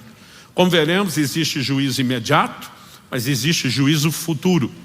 Quando falamos do futuro, outra conversa. Quando falamos do imediato, esses versos 14 a 16 mostram que os injustos, os ímpios, colherão aquilo que plantam. Então ele usa várias expressões. Diz que o ímpio está com dores de iniquidade. Ou seja, o que ele está sofrendo é resultado do seu pecado. Ele diz, concebe a maldade, dá luz à mentira. Abre e aprofunda a cova, mas cai no mesmo poço que faz. A sua maldade recai sobre a sua cabeça. Em outras palavras, parte de como o justo juiz age, retribuindo as pessoas agora, diz respeito a uma lei, um princípio imutável que ele estabeleceu, que nós chamamos da lei da semeadura e ceifa. Mas, condensando todas essas declarações e para não tratá-las uma a uma, para que a coisa não fique não apenas longa demais na nossa abordagem, mas que a gente consiga ter a capacidade de resumir, eu queria simplificar o que nós vamos abordar em 3 tópicos. O primeiro é te mostrar que é parte da doutrina bíblica, né, a visão de que Deus é juiz. A Bíblia apresenta Deus como juiz. Não apenas um adjetivo, mas evidentemente esse rótulo bíblico fala de uma ação divina. Ou seja, há uma ênfase em quem Deus é e naquilo que Deus faz. Em segundo e terceiro lugar, nós vamos pegar os desdobramentos do Deus que é juiz, né? O primeiro deles, nós temos 2 desdobramentos. O primeiro deles será o nosso segundo tópico. Deus nos fará justiça.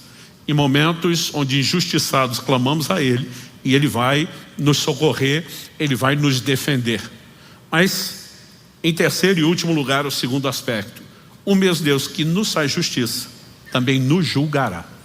Porque não tem como Ele apenas ser o juiz que me defende da injustiça de alguém, mas que não defende o outro da injustiça que eu lhe faço. E nós precisamos dessa visão. Todo esse volume de informação, e acredito, nós vamos resumir muito, não está na Bíblia, né, sem propósito. A Escritura mesmo nos apresenta esse entendimento. Tudo quanto foi escrito para nosso ensino foi escrito. E depois de construir a visão de que Deus é juiz, de que Ele nos faz justiça e nos julga, a gente tenta concluir aqui com aquilo que de prático, né, podemos tirar e extrair em relação à nossa caminhada em Deus do dia a dia. Então, eu quero começar pelos textos, e eu quero muito mais ler do que apenas explicar, porque os textos falam por si mesmos, né? E ainda que não seja exaustivo, não use todos os textos, eu quero que você perceba que a Bíblia fala mais do assunto do que às vezes a gente percebe. Eu quero começar dos textos que enfatizam Deus como juiz. Vou começar de uma oração feita por Abraão, quando ele está intercedendo por Sodoma e Gomorra antes da destruição, questionando a Deus: se houver tanto justo, o Senhor vai destruir a cidade com justo? Eu disse não. E ele vai mudando a quantidade. Mas num determinado momento, Gênesis 18, 25, Abraão diz assim: longe de ti fazeres tal coisa, matar o justo com o ímpio, como se o justo fosse igual ao ímpio. Longe de ti. Será que o juiz de toda a terra não faria justiça? O questionamento de Abraão diante do Senhor: será que o juiz de toda a terra? É assim que Deus é chamado por Abraão, e a Escritura faz questão de nos revelar isso, né? Será que o juiz de toda a terra não faria justiça? Salmo 75, 7. Deus é o juiz, a um Ele humilha, a outro exalta. Como falamos, tem juízo imediato, tem juízo futuro. No que diz respeito ao agora, muitas vezes são retribuições circunstanciais. 1 de Pedro, capítulo 4, verso 5, o apóstolo, falando acerca dos ímpios, diz: terão de prestar contas aquele que é competente para julgar vivos e mortos. De novo a ideia de julgar vivos e mortos, né? A ênfase bíblica é que mesmo quem morreu, né, não deixou de existir. Então, quando Jesus vai defender a ideia, o conceito de ressurreição, em vez de fim de existência, ele diz que quando Deus se revela, ele diz: eu sou o Deus de Abraão, de Isaac e Jacó. Ele diz: Deus não é Deus de mortos, mas de vivos. Então, para Deus, mesmo os que já passaram dessa vida, seguem vivos. Então, o rótulo, Deus vai julgar vivos e mortos, está dizendo gente que ainda está aqui, gente que já foi. Porque tem juízo que é agora, e tem juízo que se manifestará depois. Hebreus capítulo 12, verso 23. Vocês chegaram a Deus, o juiz de todos. Essa ênfase, né, também aparece muito. Deus vai julgar a todos, não há exceção. Tiago capítulo 4, verso 12, né? Um só é legislador e juiz, aquele que pode salvar e fazer perecer. Mas quem é você para julgar o seu próximo? Então, nós temos muita ênfase, não apenas no caráter de Deus, que é justo, mas de um Deus que, além de justo, aplica a justiça. Então, quando a Bíblia fala dele como juiz, não é apenas ele sendo justo, mas é ele fazendo justiça. Agora, algo que normalmente a gente não presta atenção, eu em toda a minha caminhada cristã de décadas, não vi muita gente falar sobre isso, é que a Bíblia também apresenta Jesus como juiz, né? E isso é importante ser destacado, principalmente numa época onde as pessoas estão tentando sugerir uma pregação de uma graça distorcida, né? Onde Deus era severo, impaciente no Antigo Testamento, mas que ele se converteu. E depois que Jesus veio revelar a graça, agora ele é bonzinho, não julga mais ninguém. Quando a Bíblia apresenta Cristo que a expressão, a revelação da graça vem no tempo específico como juiz, não dá para negar que a graça não anula o juízo divino. Em Atos, no capítulo 10, verso 42, o apóstolo Pedro, pregando na casa de Cornélio, afirmou acerca de Cristo: Jesus nos mandou pregar ao povo e testemunhar que ele quem? O Jesus que nos mandou pregar. Ele foi constituído por Deus como juiz de vivos e de mortos. De novo a ideia, juiz de vivos e de mortos. Atos 17, 31. O apóstolo Paulo está pregando em Atenas, o maior palco da filosofia do mundo dos seus dias. Detalhe, tanto a pregação de Pedro está sendo dirigida a não crentes, como agora a de Paulo. Essas verdades sobre Deus como juiz, juízo futuro, já era anunciado quando o evangelho era pregado. Hoje em dia a gente não ouve isso, nem quando o evangelho nos é exposto e nem depois da gente abraçar a fé. Mas Atos 17, 31. Porque Deus estabeleceu um dia em que julgará o mundo com justiça, por meio de um homem que escolheu. Quem é esse homem? E deu certeza disso a todos, ressuscitando dentre os mortos. A ênfase está em Jesus. O próprio Cristo declarou. João capítulo 5, versos 26 e 27. Porque assim como o Pai tem vida em si mesmo, também concedeu ao Filho ter vida em si mesmo. E lhe deu autoridade para julgar, porque é filho do homem. Em Romanos, no capítulo 2, verso 16, Paulo falando sobre o seu evangelho, o evangelho que ele pregava, não que o evangelho fosse dele, e diz assim: no dia em que Deus, por meio de Cristo Jesus, julgue os segredos das pessoas de acordo com o meu evangelho. Interessante ele dizer que Deus não vai julgar só obras, não só intenções, mas ele diz: os segredos das pessoas serão julgadas, ou seja, nada que é segredo será segredo permanentemente. 2 Timóteo capítulo 4, versos 1 e 2. Diante de Deus e de Cristo Jesus, que há de julgar vivos e mortos, pela sua manifestação e pelo seu reino, peço a você com insistência, pregue a palavra, insta, quer seja oportuno, quer não, corrija, repreenda, exorte com toda a paciência e doutrina. Mais adiante Paulo vai dizer ao seu discípulo: pregue a tempo e fora de tempo. Por que tem que pregar a tempo e fora de tempo? Por que tem que instar, exortar, corrigir, né? Exortar as pessoas com paciência? Porque elas precisam saber que haverá um juízo, né? E ele está dizendo, diante de Deus, de Cristo Jesus, que há de julgar vivos e mortos. Pregue a palavra, proclame essa verdade. Então, nós precisamos reconhecer esse elemento ligado não apenas ao atributo de Deus de um ser justo, né, mas de como ele vai aplicar a sua justiça. Ele julgará cada ser humano. Dito isso, nós precisamos distinguir que dentro de Deus exercendo o seu juízo, aplicando a sua justiça, há dois aspectos distintos, e esses serão os meus dois próximos tópicos. Em primeiro lugar, ele vai julgar quem nos faz mal, ou seja, Deus nos fará justiça. Mas, em segundo lugar, o segundo aspecto, serão o segundo e o terceiro tópico, ele também nos julgará por aquilo que fazemos. Então, eu quero começar falando a respeito de Deus que nos fará justiça. No Evangelho de Lucas, no capítulo 18, Jesus conta a partir do verso 1, o que nós passamos a denominar de a parábola, né, ou alegoria do juiz iníquo.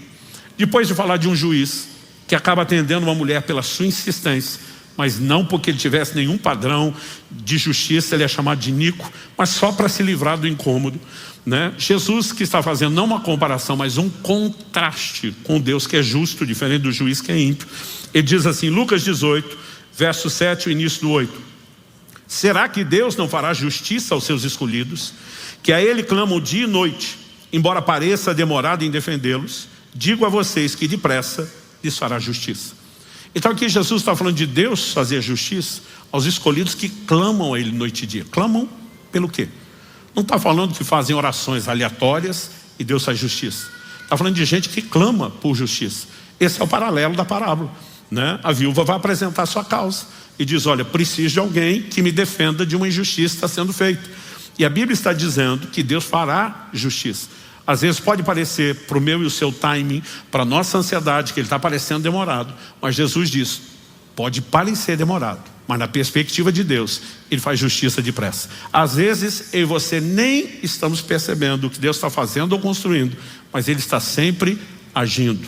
E o próprio Jesus nos apresenta esse conceito, né, de que temos um Deus que nos faz justiça. Quando você olha para a história de Davi, Evidente que Deus havia rejeitado Saul, a quem ele estabeleceu como rei sobre Israel, por conta do pecado, da rebeldia, da desobediência de Saul. Deus anuncia que iria substituí-lo, e Saul começa a encher de ciúmes em relação ao escolhido de Deus que tomaria o seu lugar, que era Davi. Ele começa a perseguir Davi, tentando matá-lo. Davi nunca fez nada, nenhum tipo de mal a Saul, não fez nada para merecer aquilo, mas por conta do ciúme, da inveja de Saul. Agora a vida dele está em risco, ele está fugindo. Ao momento que os dois se encontram, haviam tentado convencer Davi de matar Saul, e diz: de modo nenhum eu vou tocar no ungido do Senhor, isso é problema de Deus, quem resolve isso é Deus. E olha o que ele fala para o próprio Saul. 1 Samuel 24:15, que o Senhor Deus seja o meu juiz e julgue entre nós dois, que ele examine e defenda a minha causa, me faça justiça e me livre das mãos do rei.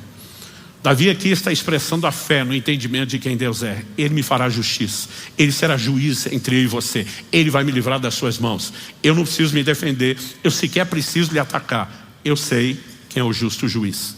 E várias vezes nós temos esse tipo de relato incluído na Escritura, não de forma aleatória, mas intencional, para que a gente tenha um entendimento, né? O entendimento de quem Deus é, e que aquilo que ele faz é uma extensão daquilo que ele é. O profeta Jeremias, que para anunciar, né, e condenar o pecado do povo, para proclamar as consequências que viriam, agora está sendo ameaçado de morte pelos líderes, pelos governantes, pelos religiosos dos seus dias. No livro de Jeremias, em Jeremias capítulo 11, verso 20, ele diz assim: mas ó Senhor dos exércitos, justo juiz, que provas o mais íntimo do coração, permite que eu veja a tua vingança contra eles, pois te confiei a minha causa. Né? Basicamente ele está dizendo: eu espero que o Senhor expresse aquilo que o Senhor é e sabe fazer bem, né? Que o Senhor vá para cima deles e defenda a minha causa, né? Isso não significa que a gente vai carregar nenhum espírito vingativo. Daqui a pouco vou falar um pouco, né, mais sobre isso, mas fala de uma atitude de confiar num Deus que é justo a ponto de defender a nossa causa quando nós estamos sendo injustiçados. Quem está entendendo, diga amém. Agora, a orientação bíblica é clara. Esse Deus que é o justo juiz, que quer aplicar a sua justiça divina, ele também nos orienta a não atrapalhá-lo no processo. Pastor, como assim não atrapalhá-lo? Vamos lá. Tiago capítulo 1, verso 19 e 20. Sabeis isso, meus amados irmãos. Todo homem seja pronto para ouvir, tardio para falar, tardio para se irar. Normalmente é o contrário, né? A gente é pronto para falar, a gente é pronto para irar, mas tardio para ouvir. Ele está dizendo: pega leve, ouça, processe, segura o que você quer falar, o seu sentimento. Mas depois de dizer isso, ele entra com uma explicação. Nós temos aqui no verso seguinte, o 20, ele começa com a palavra porquê, uma conjunção explicativa.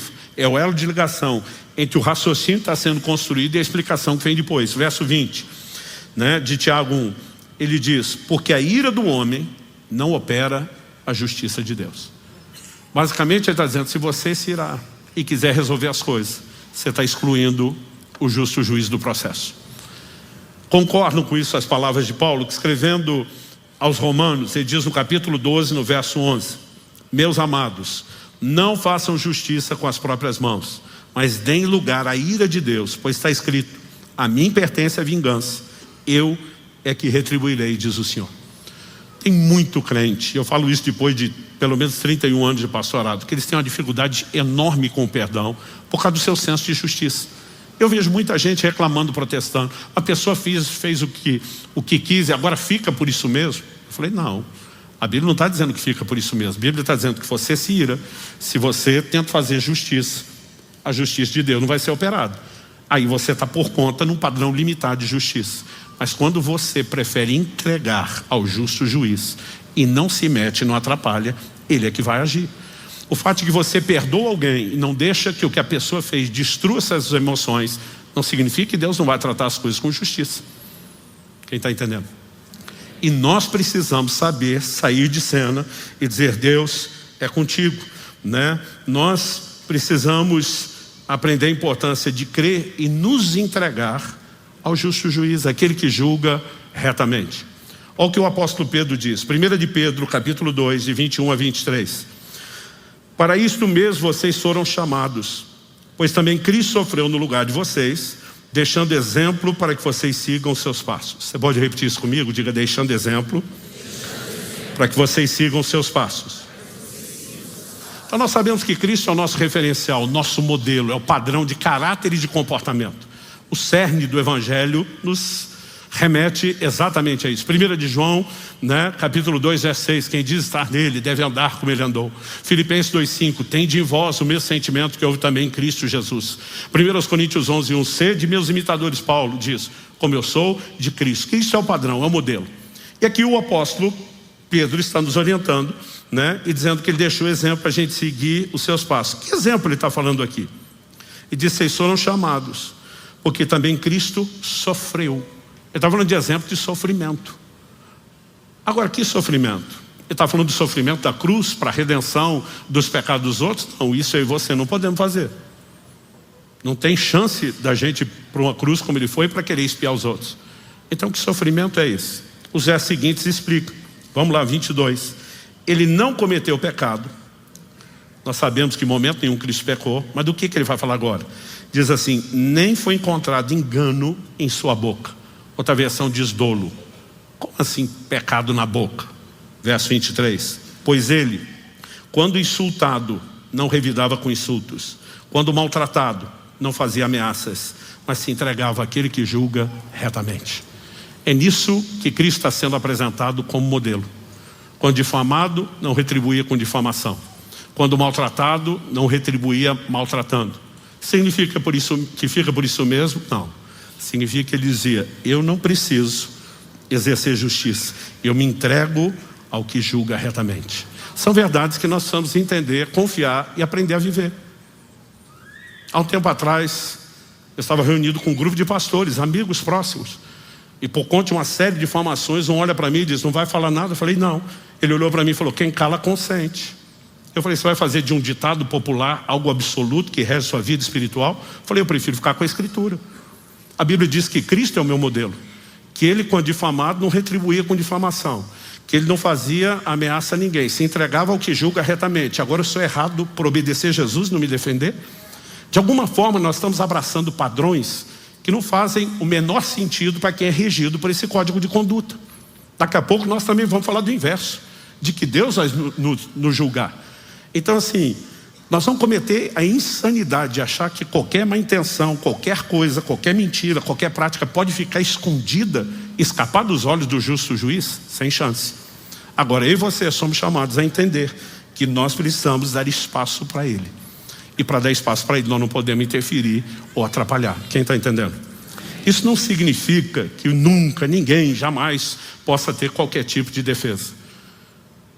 Eu lembro de uma ocasião em que alguém falou, mas o senhor já viu Paulo falando, ele mesmo usando essas palavras, a minha defesa diante das pessoas? Eu falei, não só ouvi-lhe isso, eu te digo onde dá. 1 Coríntios, capítulo 9, de 3 a 5, ele diz assim, a minha defesa diante dos que me questionam é essa. Será que nós não temos o direito de comer e beber? Será que não temos o direito de levar conosco uma mulher crente como esposa, como fazem os demais apóstolos, irmãos do Senhor e Cefas, é o termo aramaico para Pedro? Ou será que somente eu e Barnabé não temos o direito de... ou será que somente eu e Barnabé temos de trabalhar para viver? Agora, Paulo está dizendo, minha defesa para com os que me questionam. Gente que chega perto e pede explicação, ele diz, eu posso me explicar. Agora, não preciso ficar retribuindo difamação pública, e muito menos acreditar, gente, em tempos modernos. Nós precisamos parar de acreditar que o fórum de discussão das coisas seja internet para tudo que se faz. Nós temos um justo juiz. Se necessário, existem parâmetros de um tribunal humano. E a gente não precisa tornar tudo quanto é causa pública. Eu fico aborrecido de ver o quanto o cliente quer ficar discutindo as coisas na internet, de tudo que acontece. E achando que quem não faz é porque está devendo ou escondendo alguma coisa.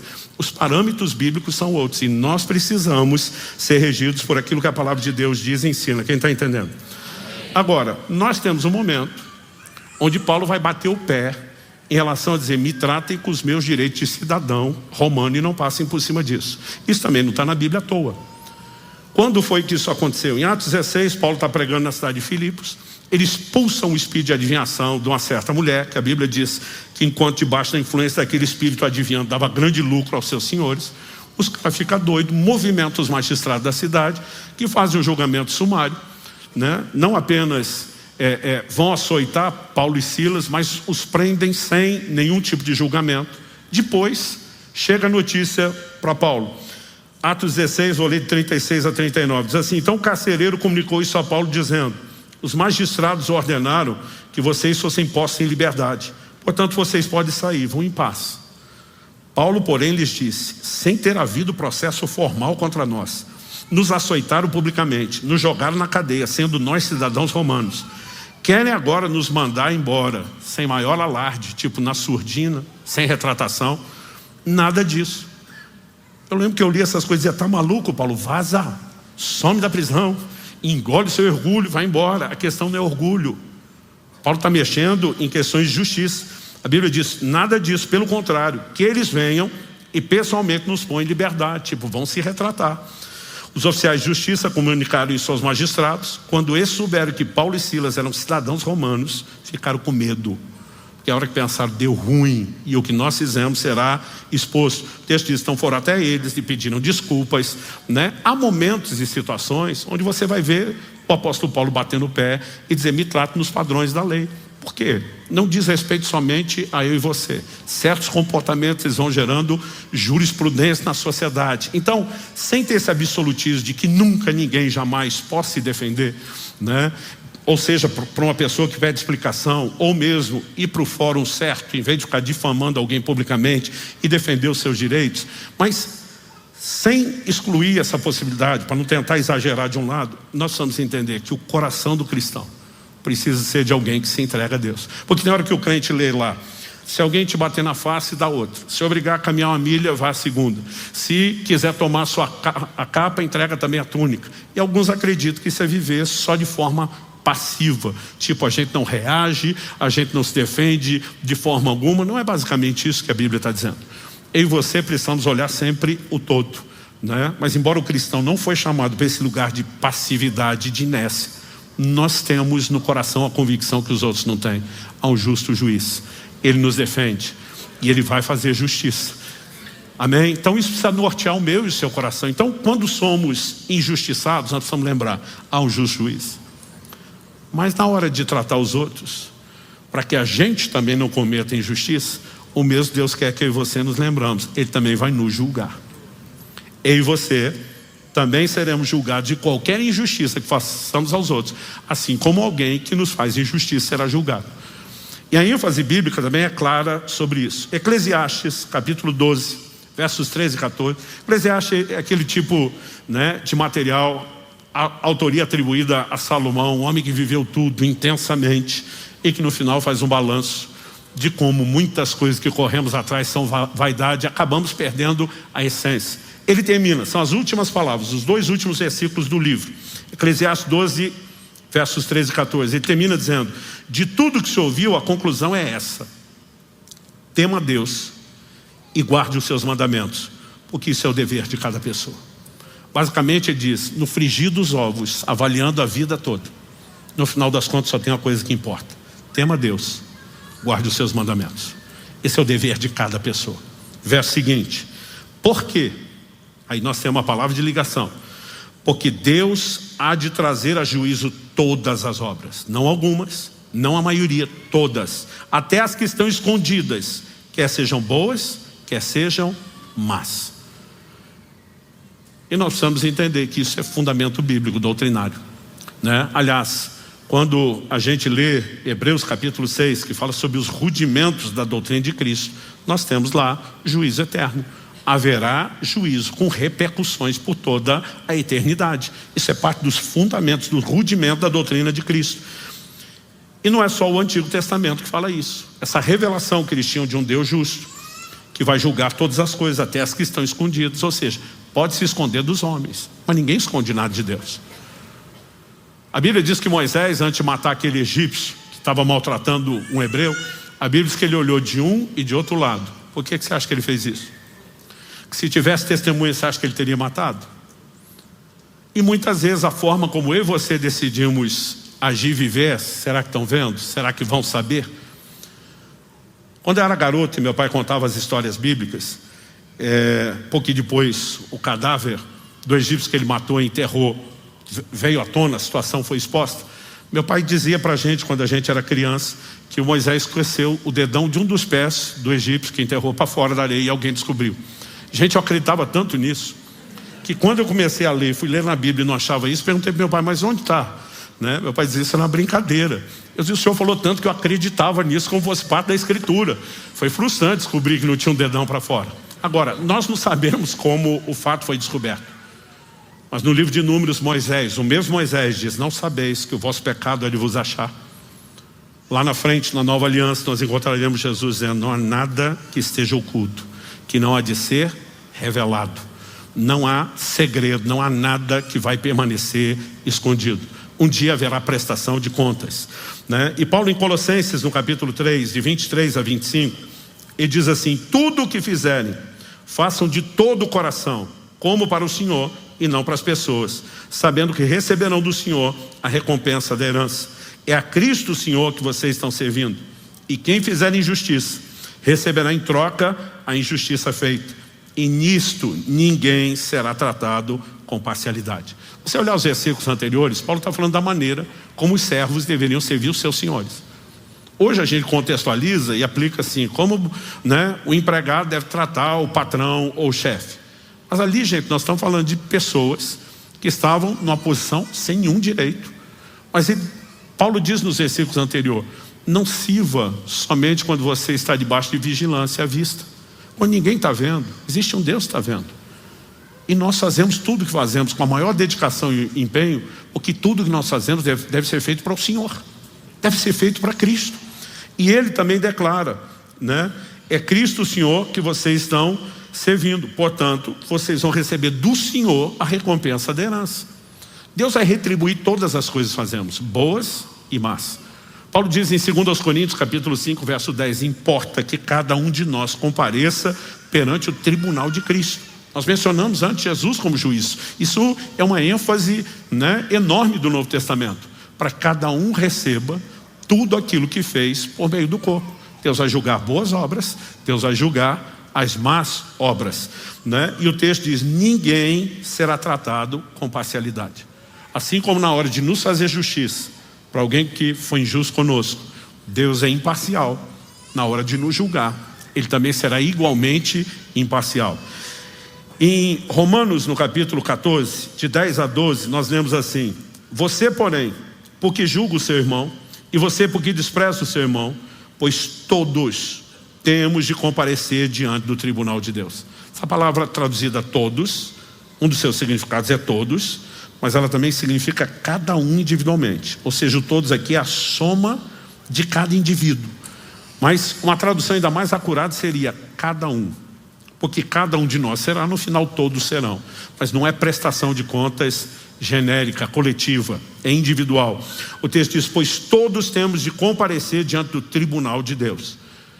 Deus tem um tribunal, porque Ele é o justo juiz. Como está escrito, por minha vida, diz o Senhor, diante de mim se dobrará todo o joelho, toda língua dará louvores a Deus. Verso 12 de Romanos 14. Assim, pois, cada um de nós prestará contas de si mesmo diante de Deus. Hebreus capítulo 4, verso 13. Não há criatura que não seja manifesta na sua presença. Pelo contrário, todas as coisas estão descobertas e expostas aos olhos daquele a quem temos de prestar contas. Não só a Bíblia está enfatizando, haverá prestação de contas, né? Mas a Bíblia diz, não tem uma criatura que não seja manifesta, revelada na presença dele. O texto insiste e diz todas as coisas. Uma tradução mais antiga diz nuas e patentes. Todas as coisas estão descobertas e expostas aos olhos daquele a quem vamos prestar contas. Quando Moisés olhou de um e de outro lado, ele estava pensando, ninguém está vendo. Se ninguém está vendo logo, ou preguei no final do ano passado, dá nada não.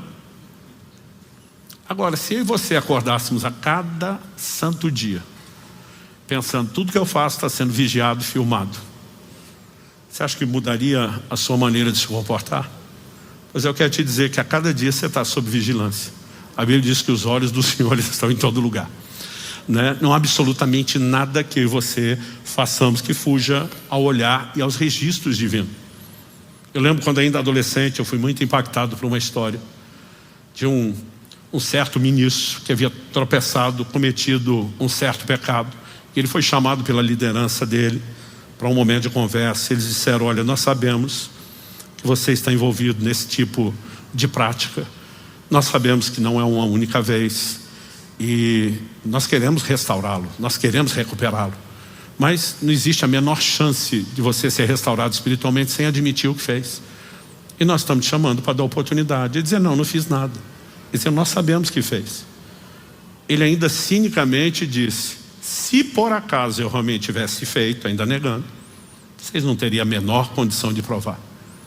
E quando ele disse isso, um dos líderes presidia a reunião e falou: é aí que você se engana. E eu imagino a cena dramática que foi aquilo. Alguém entra na sala de reunião com um rackzinho desses com roda móvel, que tinha uma televisão, na época a televisão era grande e pesada de tubo. Tinha uma televisão, um aparelho, né, de videocassete. E alguém colocou uma fita de uma gravação que ele não sabia que existia, expondo tudo o que ele tinha feito, né? Eu imagino o choque. E nem tinha muita audiência, era uma equipe pequena e reduzida. Mas eu lembro que depois dessa história eu ficava pensando no tribunal de Deus, quando um dia todos vamos estar lá. E de alguma forma a Bíblia não fala isso, mas eu passei a acreditar que ia ter um telão. Meus filhos um dia disseram: pai, você fez a gente acreditar que ia ter telão. Eu falei: eu nunca disse que ia ter telão. Quando a Bíblia fala dos registros, fala: abriram-se os livros. Era a linguagem deles. Na época era tudo registrado à mão. Eu falei: imaginei o registro da nossa época em vídeo. Pode ser que quando nós chegar lá, a tecnologia vai ser surpreendente. Vai ser um holograma em 3D completo, né? Você virando a tela, enxergando de todos os ângulos. Mas haverá prestação de contas. Nada ficará oculto. E aí precisamos ser norteados por esse tipo de entendimento. Ou seja, não é apenas tratar bem alguém, preocupado com o que as pessoas estão vendo ou pensando. É aí você a cada dia lembrando, há um Deus que está vendo todas as coisas. E o nosso maior desejo deveria ser de agradá-lo. Mas além do desejo de agradá-lo, como eu preguei no final do ano passado, quando falei aqui do danada não, nós precisamos do temor de Deus. É por isso que o livro de Eclesiastes diz, né, de tudo que se ouviu, a conclusão é essa: tema a Deus. Por que ao longo das escrituras ele está revelando que vai nos julgar? Porque ele quer que a gente ande com essa consciência. Então alguém pode achar que cobriu os seus rastros, alguém pode negar, né, não aconteceu isso. O apóstolo Pedro confronta Ananias, diz: me diga, você e sua mulher venderam o campo por esse preço? Diz: sim. Ele está dando a chance e a oportunidade do cara admitir, mas de alguma forma está acreditando: ninguém vai saber. E Pedro diz: por que você resolveu mentir ao Espírito Santo? Eu já tinha descoberto toda a situação. E você tem um Ananias sendo julgado. Olhando para as escrituras, eu percebo que essa consciência, ela começa a definir a minha e a sua forma de andar. Em Tiago, no capítulo 5, no verso 9, a Bíblia diz assim: irmãos, não se queixem uns dos outros, para que vocês não sejam julgados. Eis que o juiz está às portas. Que juiz é esse que ele está falando? Nós lemos Tiago 5:9. Você lê os versículos 7 e 8, ele está falando da vinda de Jesus.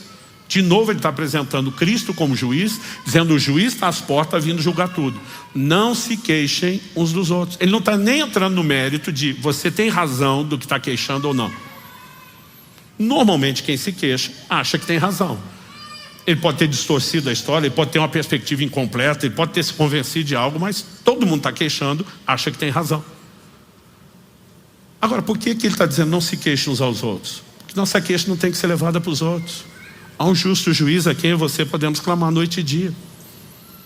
E muitas vezes nós simplesmente usamos o direito de sermos defendidos por um Deus que é justo para quebrar outros princípios dele, praticando a difamação. Outro dia uma pessoa falou para mim: eu não te entendo. Fulano vive falando mal de você e eu sempre vejo você falando bem dele. Eu falei: o que fulano faz revela o que ele é. O que eu faço precisa revelar quem eu sou. E nós precisamos ter algo que seja claro diante de Deus. Não dá para brincar com ele, nem em relação a se queixar se eu acho que preciso de defesa. Então ele está dizendo: não se queixe. Algo que mexeu muito forte comigo anos atrás, o Espírito Santo um dia me fez pensar as coisas no ângulo que eu não tinha olhado. Ele me fez parar para pensar e trocar de lugar. Se eu tivesse no lugar de Deus, tivesse que enviar meu filho Jesus à terra, que chegaria como um garoto, que precisaria de um pai adotivo, que o orientasse, que o educasse, que fosse modelo e padrão. Quais seriam as virtudes que eu esperaria nesse pai? Quando pensei nisso, Eu peguei uma folha de papel, fui fazendo colunas. Gente, eu enchi a folha toda, todas as colunas, com adjetivos, com boas qualificações, do que eu procuraria, né, encontrar naquela pessoa que seria o meu representante, que seria o pai do meu filho na terra, se eu estivesse olhando para a importância do plano de redenção e pensando nisso. Depois de eu ter feito toda essa avaliação e essa análise, o Espírito Santo falou comigo: agora vá conferir o que a Escritura diz a respeito da pessoa que eu escolhi, né? Mateus capítulo 1, verso 19 diz assim: José, com quem Maria estava para se casar, sendo um homem justo e não querendo difamá-la, resolveu deixá-la sem que ninguém soubesse. O cara está noivo, mas descobre que a mulher está grávida. Você acha que a primeira coisa que passou na cabeça dele? Obra do Espírito Santo. Isso nunca aconteceu nem antes nem depois. O cara vai supor isso. Primeira coisa que ele pensa: me trollaram, me passaram a perna, bola nas costas, chame como quiser. Agora, pela lei de Moisés, se ele expõe e diz: a mulher está grávida e eu não sou o pai, porque nem poderia ser pai, nós nem casamos, Maria poderia ser executada, apedrejada em público. A Bíblia diz que ele resolve deixá-la secretamente. Não vou expor a maldade que eu acho que ela fez. Por que ele agiu assim? A Bíblia diz porque era um homem justo. Deus me disse: essa é a minha lista para o homem que eu escolhi. Uma das coisas que Deus mais valorizou, talvez esteja entre as que nós menos valorizamos, porque a gente gosta de ter a linguinha bifurcada, de destilar o veneno no canto da boca e fritar todo mundo, principalmente se a gente achar que foi injustiçado. Esse homem mesmo se sentindo assim, diz: alguém que julga retamente. Eu preciso manter um coração alinhado com o justo juiz. Quem está entendendo? Isso é evangelho, gente. E nós precisamos entender e praticar esse tipo de coisa.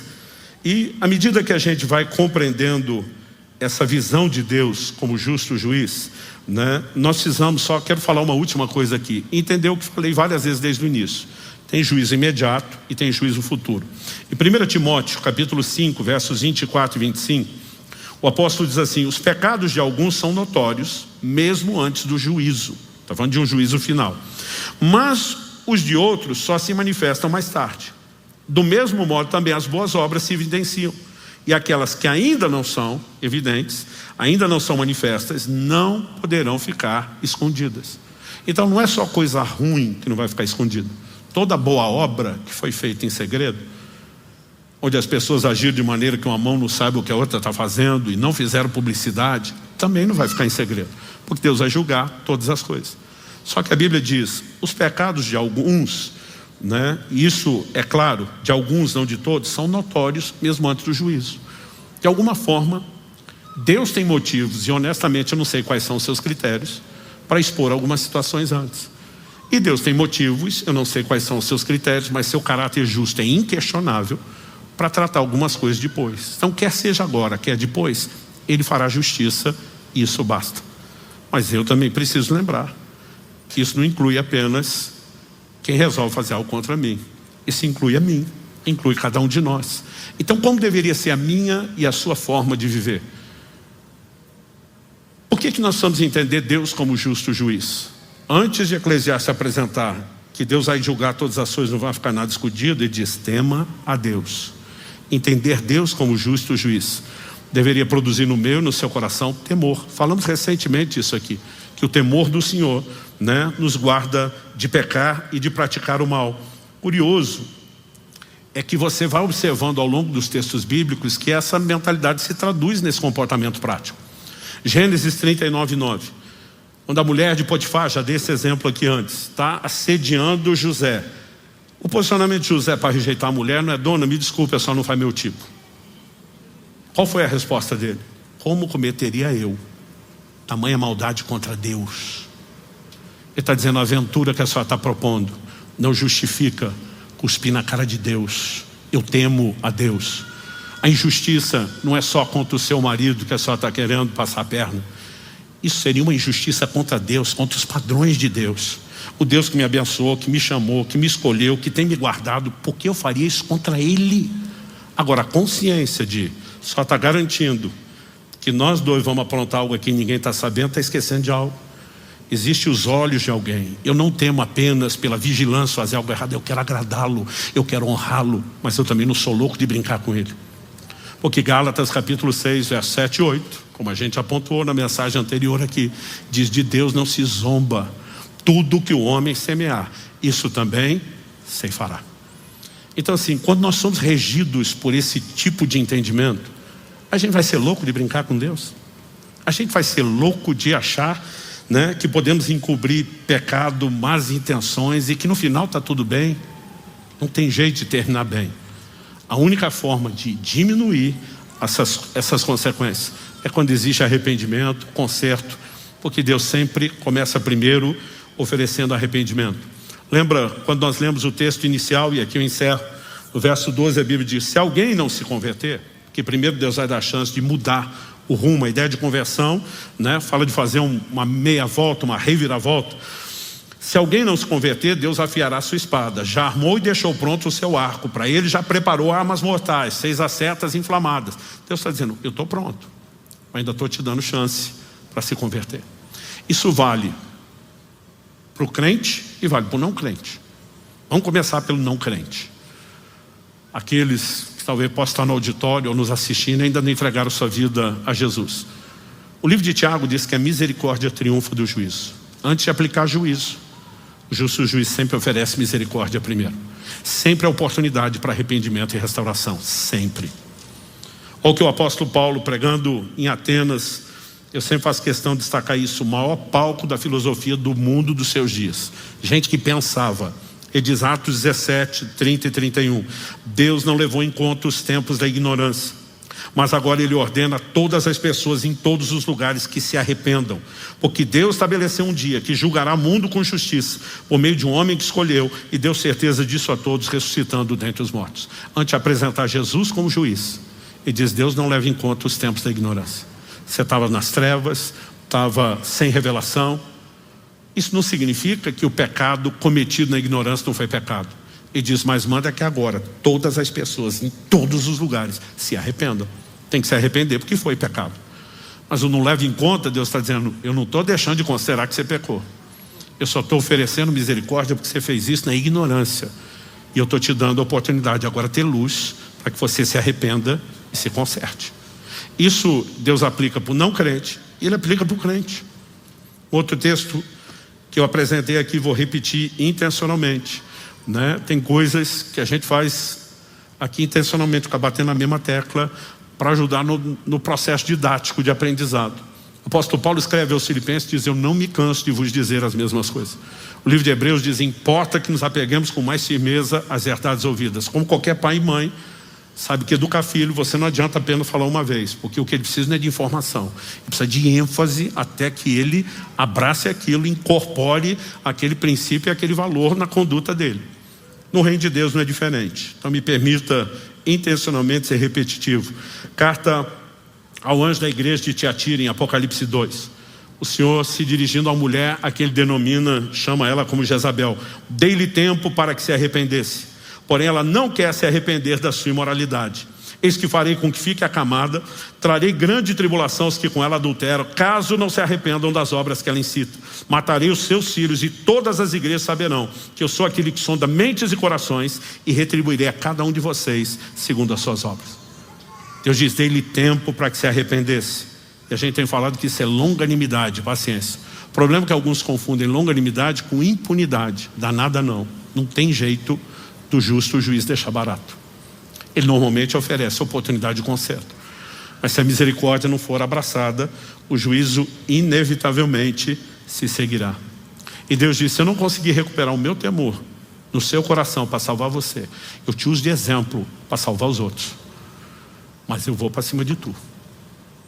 E quando a gente entende essas coisas, eu vou repetir, não tem como eu e você não repensarmos a forma de viver. Não há a menor chance. A pessoa pode adotar um estilo de vida de fachada, um discurso, pode negar um monte de coisa. E daí?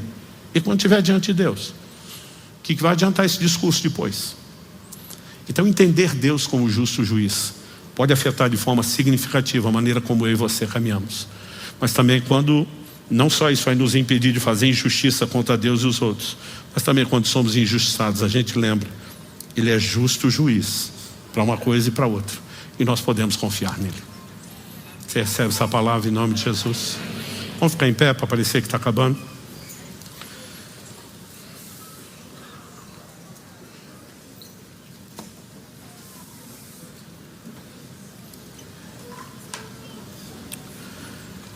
Meu Deus, eu oro com cada um dos meus irmãos e irmãs que se encontram nesse local de culto, com aqueles que nos acompanham pela transmissão da internet, ou mesmo por meio de uma gravação posterior. Eu oro que o Teu Espírito traga aplicação personalizada da Tua palavra ao coração de cada um. Sabemos que o propósito da instrução da Tua palavra não é trazer condenação, ainda que às vezes precisamos de correção. Sabemos que o Senhor, mesmo por meio dessa orientação, está nos oferecendo misericórdia, não só um chamado a arrependimento em áreas onde tropeçamos, mas prevenindo para que o erro, com a ajuda de Deus, com seus recursos, como a própria graça, o auxílio do Espírito Santo, para que nós possamos evitar o tropeço. E Pai, nós oramos que o temor do Senhor encontre lugar nos nossos corações. Que possamos entender com clareza que no final das contas, o que realmente importa é isso: temer a Deus e guardar seus mandamentos. Porque o justo juiz há de trazer juízo sobre todas as obras, até as que estão escondidas. Nós oramos que essa clareza de entendimento, ela seja não apenas uma compreensão intelectual, ela se torne uma revelação, que nos marque como marcou a vida de José, que também se distanciou do mal e do pecado por essa consciência. Nós oramos que a Tua boa palavra opere em nós, de acordo com a necessidade de cada um, com aquela aplicação prática que só o Senhor pode produzir, mas que ela cumpra o propósito para o qual tem sido enviado. Que aquilo que ouvimos não nos seja roubado, como o Senhor falou na parábola do semeador, pelas aves do céu. Nós oramos que essa semente encontre lugar de compreensão e dessa forma não apenas germine, mas frutifique para a glória de Deus. Nós oramos em nome de Jesus. Amém.